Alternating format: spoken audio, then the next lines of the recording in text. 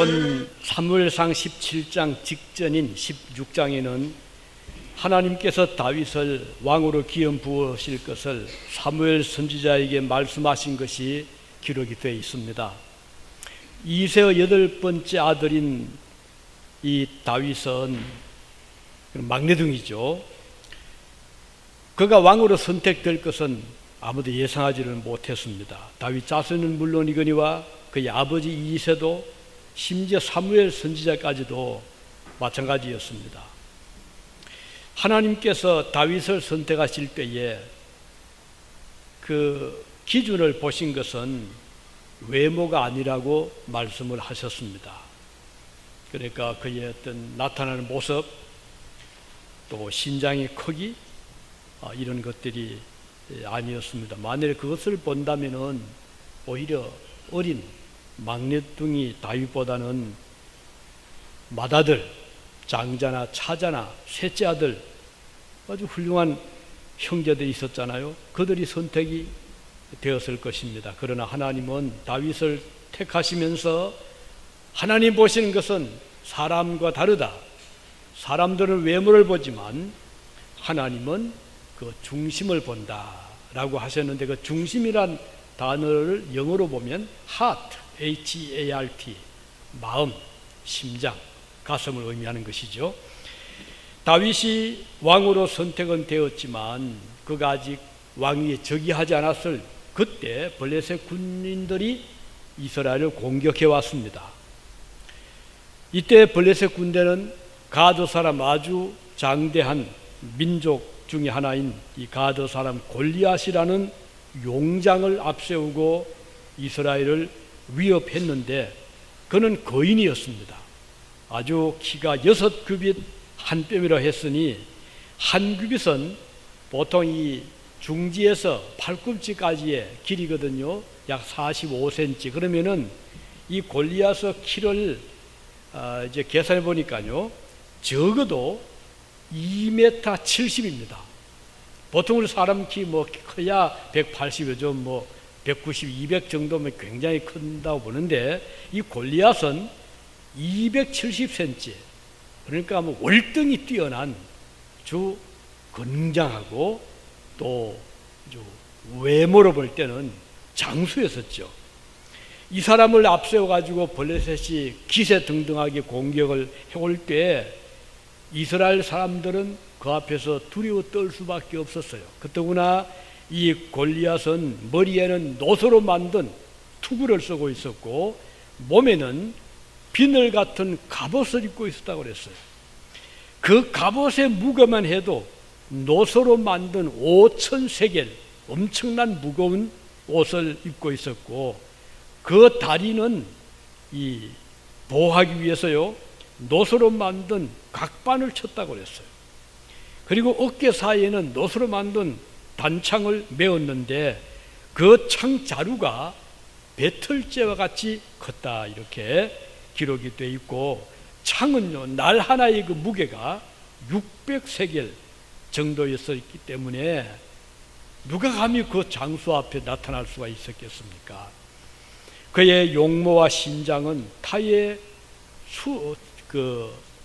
추종을 불허할 정도였고, 다윗은 그에 비하면 어린 아이와 같은 게임이 되지 않는 그런 상대였습니다. 그가 외쳤습니다. 사무엘상 17장 8절에 보면 그가 서서 이스라엘 군대를 향하여 외쳐 이르되, 너희가 어찌하여 나와서 전열을 벌였느냐? 나는 블레셋 사람이 아니냐? 너희는 사울의 신복이잖아. 너희는 너희 중에 한 사람을 택해서 일단 나와 한번 겨뤄보자, 이렇게 제안을 한 것입니다. 아무도 나타나지 못해요. 이때 다윗이 자원에서 나타났죠. 그런데 다윗의 손에는 칼도 없었고 창도 없었고 뭐 그 추장한 투구를 쓰지도 않았어요. 그의 손에는 막대기 하나, 양을 칠 때 사용하던 지팡이 하나밖에 없었어요. 그리고 그 주머니에는 평소에 양을 칠 때 혹시 늑대나 사자가 공격하면 그 야생 동물을 쫓아내기 위해서 던졌던 그 물맷돌, 돌팔매돌, 그거 한 5개 정도밖에 없었어요.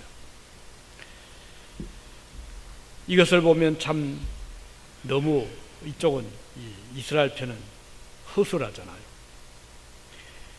그런데 우리는 이 다윗과 골리앗의 싸움을 통해서 하나님 말씀이 얼마나 잘 이루어 성취되고 있는가를 볼 수 있습니다.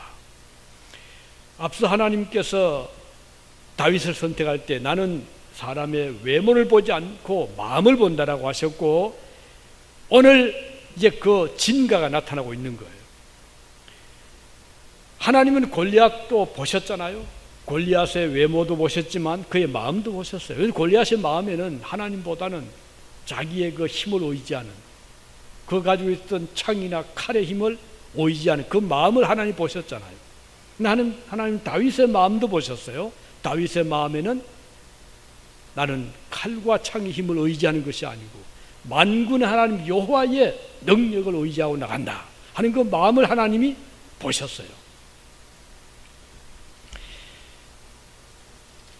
다윗은 45절에 이렇게 말씀합니다. 너는 이제 골리앗이죠. 골리앗, 너는 칼과 창과 단창으로 내게 오거니와 나는 만군의 여호와 이름, 곧 내가 모욕하는 이스라엘 군대의 하나님의 이름으로 내게 가노라. 이게 다윗의 고백이었어요. 45절이죠. 다윗이 하나님 이름을 굳게 붙잡고 골리앗에게 나갈 수 있었던 용기와 힘은 어디에서 나왔습니까? 그는 칼과 창보다도 하나님이 더 강함을 믿고 있었기 때문입니다. 사실 칼과 창은 무력이잖아요. 무기의 힘이고 이것은 강력한 군사력입니다. 이 무력 앞에 누가 감히 나타나서 싸움을 걸겠습니까? 개인도 그렇지만 나라도 마찬가지입니다. 이 세상은 사실 힘이 지배하는 곳이 너무 많잖아요.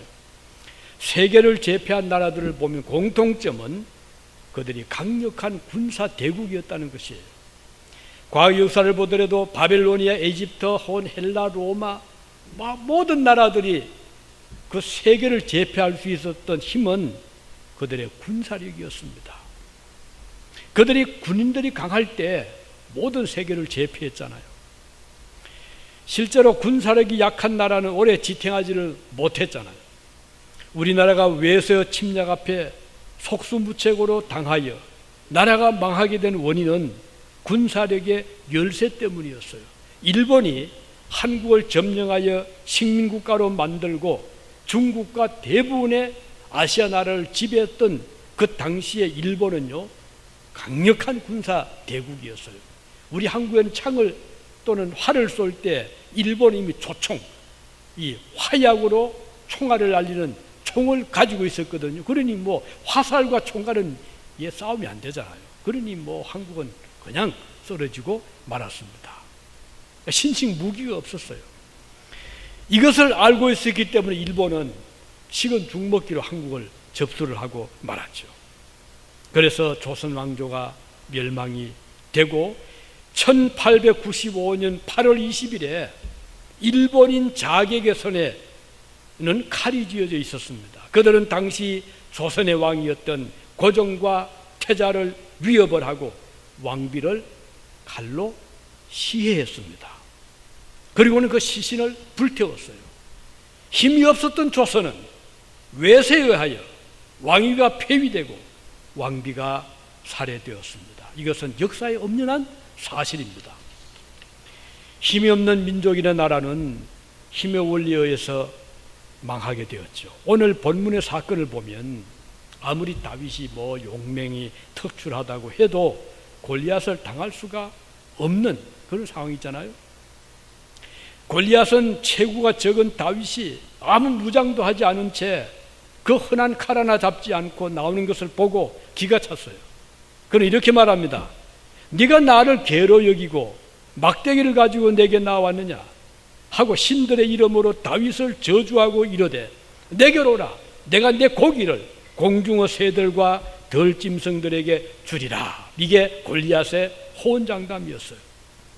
그는 철저히 자기 힘을 믿었습니다. 그거 가지고 차고 있던 예리한 칼의 위력을 과시했어요. 싸움의 상대도 되지 못해 보이는 다윗을 보면서 그는 더 의기양양했고 다 이긴 싸움이라고 생각을 했습니다. 그러나 다윗의 마음은 달랐어요. 하나님 보신 다윗의 마음. 그는 장대한 골리앗의 힘이나 그가 가진 칼의 위력보다도 더 강력한 하나님의 위대한 힘을 믿고 있었습니다.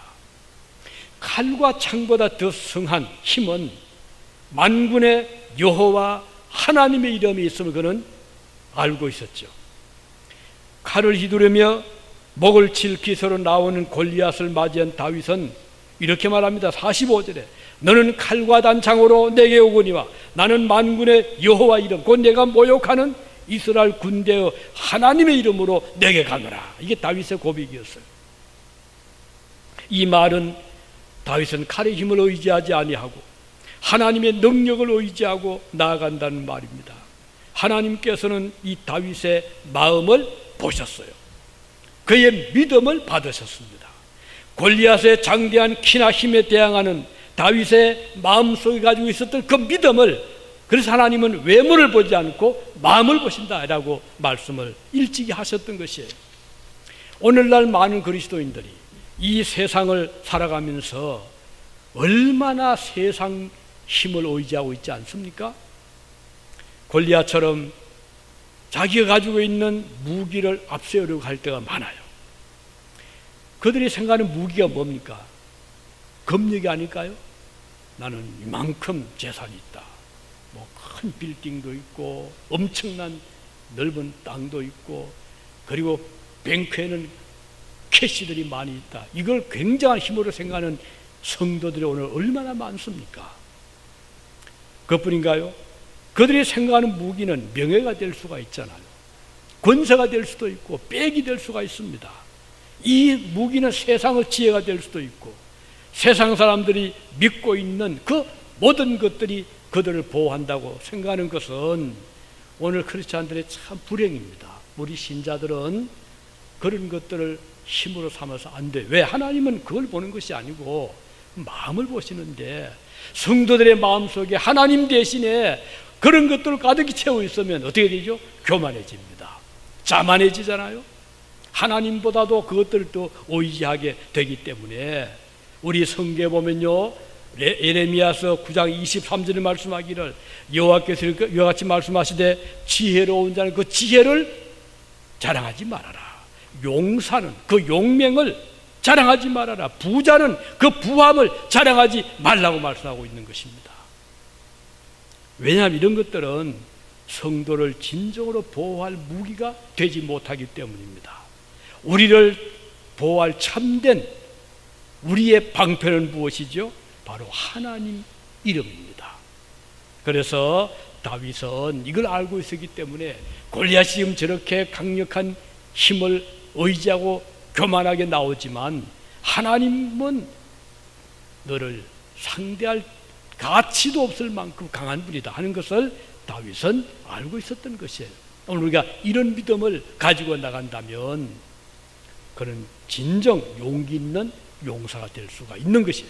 우리 교회도 이런 교회 되기를 바랍니다. 우리가 뭐 숫자가 많아서 힘이 있나요? 우리 교인들이 많은 돈이 있어서 힘이 있나요? 혹은 빽이 좋아서 아니잖아요. 우리는 하나님을 모신 교회다. 그래서 아무리 외부 믿지 않는 자들이 또는 세상 사람들이 자랑을 해도 우리는 자랑할 이름이 하나 있는데 만군의 여호와 하나님을 우리는 위대한 우리의 힘으로 우리의 능력으로 우리의 자랑으로 믿고 있을 때 우리 교회는 가장 강력한 교회가 될 수가 있기 때문입니다. 또 한 가지는 이 다윗이 하나님의 이름을 붙잡고 골리앗에게 담대히 나갈 수 있었던 그 이유는 하나님께서 다윗의 손에, 자기의 손에 저 적장을 붙이신 것을 그는 믿었기 때문이에요. 이게 참 중요하거든요. 하나님께서 내 손에 지금 저 의기 등등하고 저렇게 지금 큰 소리치는 저 골리앗을 붙이셨다 하는 것을 다윗은 알고 있었어요. 믿고 있었어요. 골리앗이 휘두르는 큰 칼도 다윗 앞에서는 무력하게 될 것을 그는 믿었던 것입니다. 그리고 어떤 투구도 창도 방패도 하나님 앞에서는 무력하다는 것을 그는 알고 있었죠. 다윗과 싸우는 적장이 아무리 힘센 장수라도 다윗 앞에서는 그 힘을 사용하지 못하고 무릎을 꿇게 하실 것을 다윗은 믿었던 것이에요. 과연 다윗의 믿음대로 골리앗은 한번 하나도 사용 못했잖아요. 그렇게 자랑하던 창 한 번 못 던졌어요. 그 힘을 사용하지도 못하고 무릎을 꿇고 말았죠. 다윗은 손에 그 물맷돌을 던지는 막대기 하나, 그리고 호주머니에 5개의 돌팔매, 돌 5개밖에 없었는데 다윗이 그것을 힘차게 던질 때에 큰 넓은 들판이잖아요. 지금 전쟁터잖아요. 그 돌이 어디로 날아가겠어요? 요즘처럼 뭐 전자무기도 아니고 레이저 광선도 아닌데, 그런데 그 돌팔매 속에는 하나님의 힘이 함께 하신 거예요. 그랬더니 그 돌이 날아가서 이 골리앗의 이마를 때렸는데, 이 성경 보면요, 돌이 골리앗의 이마에 박혔다 그랬어요. 그 말은 뭔가요? 뼈를 뚫고 들어간 거예요. 그러니 뭐 브레인 갖다 그때 친 거예요. 어느 용사가 그 앞에 살아남겠습니까? 이렇게 해서 골리앗은 그 큰 체구가 그냥 그대로 넘어지고 만 것입니다. 하나님께서 하시고자 하면 이렇게 인간의 어떤 보호막도 쓸데없음을 보여주는 것입니다. 오늘 우리 교회 그리고 이 세상을 보면 우리 교회가 맞이하는 세상, 영적으로 우리의 지금 싸움의 대상이잖아요. 그런데 얼마나 세상이 더 강해 보이잖아요. 많은 숫자도 교회에 비교 훨씬 더 많고, 요즘 뭐 한국 교회도 지금은 우리가 한국에서 제가 목회할 때에도 개척교회가 참 잘 됐거든요. 그래서 어느 신학교 학생이 공부하면서 교회를 개척하면 뭐 한 2, 3년 지나면 벌써 교회가 성장하고, 그래서 서울뿐 아니라 전국의 대도시, 특히 아파트 단지에 그 주변의 상가 교회들이 뭐 한 건물 건너 교회에 있었는데, 근데 교회들은 너무너무 부흥이 잘 되는 거예요. 근데 지금은 다르잖아요. 이제는 개척교회 세워도 안 되고 있던 교회도 힘이 없어지고, 이건 한국뿐 아니에요. 이미 유럽은 말고 미국도 지금 많은 교회들이 물론 부흥되는 교회가 있지만, 그러나 대부분의 많은 교회들은 참 힘들어합니다. 젊은이들은 자꾸 떠나고 도시로 나가고, 그리고 남는 교인들은 이제 나이 60대, 70대, 80대. 셀럼 교회, 우리 한국 교회 샀잖아요. 그때 이제 그 셀럼 교회 목사님이 그 교회를 이렇게 보니까 젊은 사람이 60대 후반이 돼요. 70대 해도 젊다고 생각하는 거예요. 그러니까 남은 사람 80대 몇 밖에 없으니 교회가 될 리가 있나요? 그래서 결국 교회를 갔다가 한국 교회를 넘겼어요. 근데 이걸 보면 오늘 참 이 세상은 우리 교회가 서바이브 하기 쉽지 않습니다. 이런 때에 우리가 자칫하면은 세상을 보고 낙심하기 쉬워요. 하지만은 우리는 다윗의 마음을 보신 하나님께서 오늘 우리 교회 안에 주님을 향해서 믿음의 변절이 없고 하나님을 향한 믿음을 굳게 가지고 지켜나가고 있는 기도하는 성도가 있다면, 하나님은 그 성도의 마음을 보시기 때문에 우리 교회는 세상을 대해서 어떤 영적인 싸움에서도 이길 수가 있다는 것을 우리는 확실히 믿게 되는 것입니다. 그래서 영적인 전투에서 믿음은 성도를 강하게 하는 힘의 원천입니다. 세상에서는 우리가 환난을 당하고 핍박을 당하여 말로 다 표현할 수 없는 여러 가지 어려움을 겪으며 살아가고 있지만, 우리는 분명히 믿습니다. 주님께서 이 세상을 이기셨다는 것입니다. 그리스도께서 승리자로 오셨습니다. 그는 우리에게 온갖 불행을 가져다주는 죄의 세력을 물리쳐 주셨습니다. 그리스도께서는 죽음의 세력도 이겨내셨습니다. 그는 자기가 가난해지심으로 우리가 당할 가난의 시험을 이기게 해 주셨습니다. 그리스도께서는 친히 질고를 겪었다고 했죠. 그가 겪은 온갖 질고 때문에 우리는 건강을 회복하게 되는 것입니다. 그는 친히 눈먼 자의 눈을 밝게 해주셨고 안전뱅이를 일으켜 세워주셨으며 12해를 혈루병으로 고생하던 사람도 단번에 고쳐주신 분이십니다. 주님께서는 고치지 못할 질병이 없습니다. 그리고 허기진 사람들에게 배부르게 먹을 것을 주셨습니다. 사단에게 붙잡혀서 무덤 사이에서 헤매던 사람에게 우리 주님은 그 귀신을 쫓아내 주셨습니다. 세상을 이겨내신 주님께서 우리에게 말씀하셨죠. 두려워하지 말아라. 내가 세상을 이겼노라 말씀하셨어요. 어떤 이 세상의 적대 세력일지라도 하나님께서 우리 손에 붙이시면 우리가 그들을 다 물리칠 수가 있다는 것입니다. 우리는 분명히 믿습니다.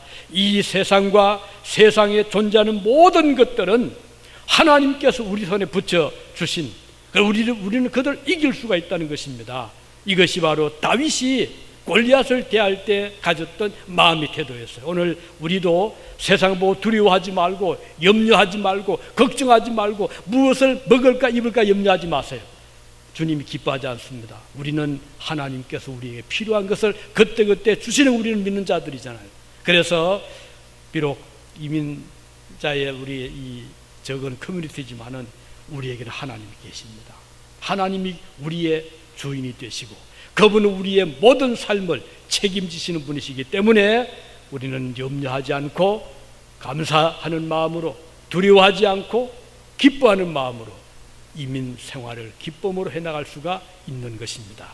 이제 마지막으로 다윗이 하나님의 이름을 붙잡고 골리앗에게 나갈 수 있었던 용기와 힘은 지금까지 다윗과 함께 하셔서 그의 양무리를 지켜내게 하셨던 하나님의 신실하심을 그는 믿었기 때문입니다. 다윗은 지금까지 하나님이 그와 함께해서 그가 지키던 양떼를 다윗이 항상 보호하게 했죠. 어떤 때는 사자가 없으면 그 새끼를 물고 갈 때 다윗이 달려서 그 사자를 붙잡고 입을 벌려가지고 새끼를 구해낸 적도 있었잖아요.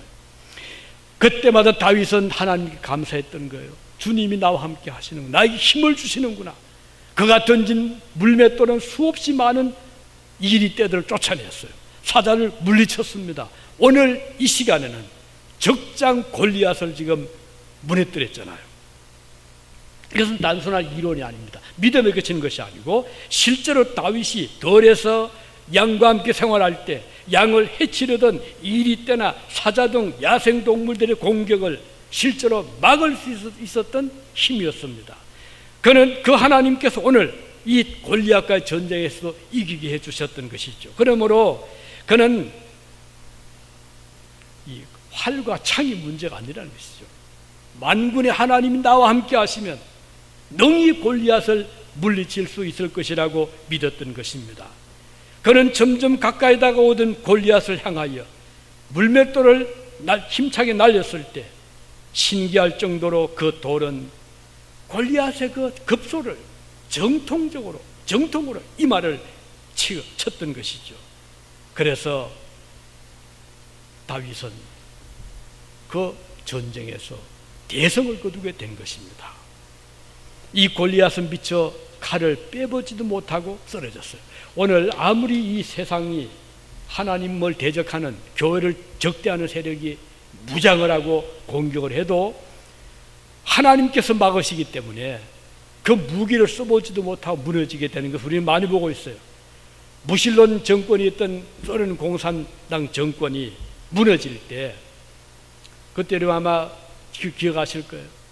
우선 저 동독이 무너졌잖아요. 그리고 헝가리가 무너졌잖아요. 체코가 무너졌잖아요. 제가 그때 그 유럽에 있었거든요. 그래서 무너지기 직전에 그 독일, 무너진 직후에 동독, 그리고 헝가리, 체코를 쭉 둘러봤는데 하늘과 땅 차이. 밖에서 볼 때는 좀 무섭잖아요. 그 동서도 가르는 이 담장 펜스가 쳐져 있었고, 그리고 무장된 군인들이 항상 총을 들고 왔다 갔다 그런 동독이었는데 무너지고 들어가 보니까 얼마나 가난한지 텅텅 빈 거예요.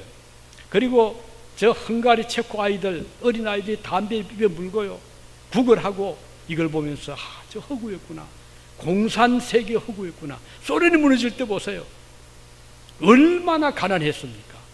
그래서 한국 선교사 들어가면 주일날 되면요, 그 수많은 소련 백인들이 교회로 몰려와서 그 빵 한 조각 얻어먹고 그 먹을 거 하나 얻어먹고 수백 명, 수천 명이 막 몰려왔잖아요.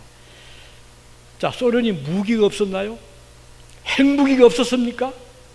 가장 강력한 무력의 나라였죠. 하지만 힘없이 무너지게 된 것은 하나님도 강하시기 때문이에요.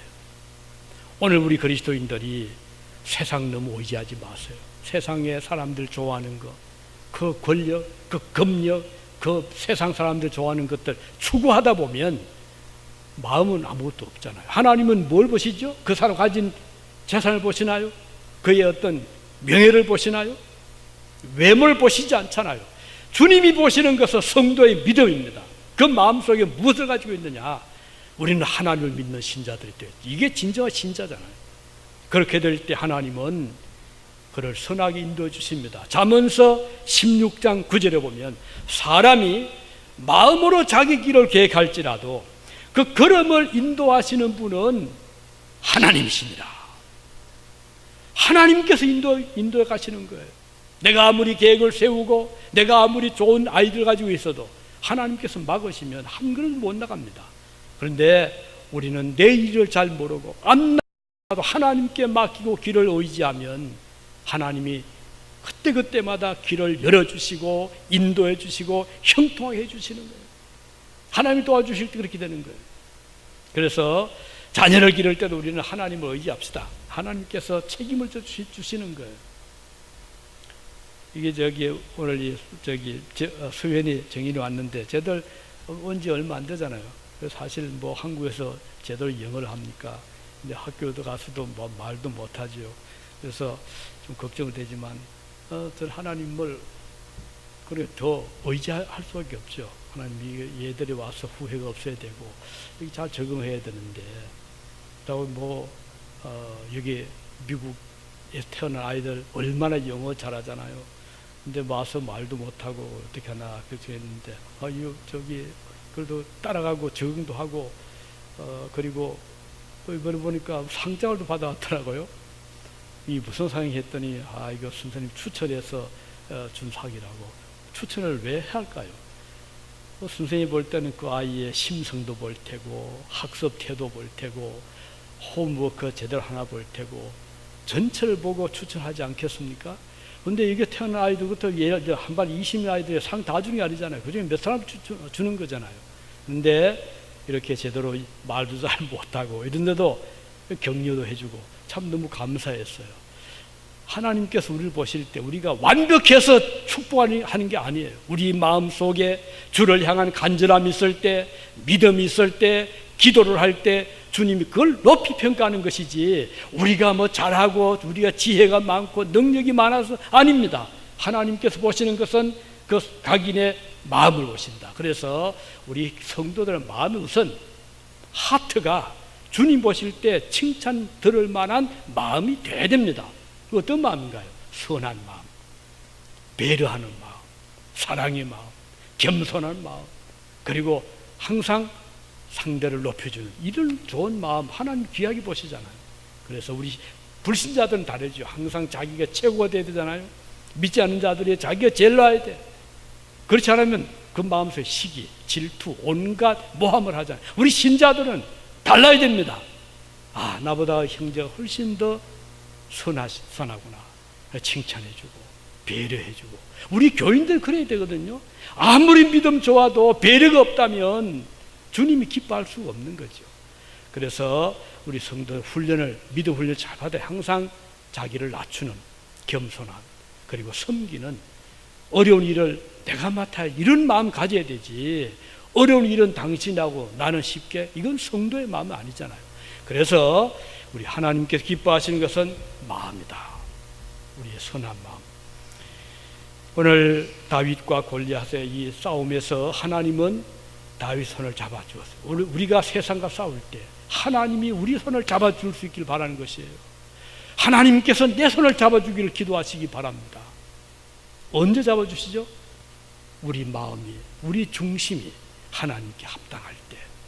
우리 유진중앙교회 성도들이 하나님께서 잡아주시는 이런 마음 되시기를 바랍니다.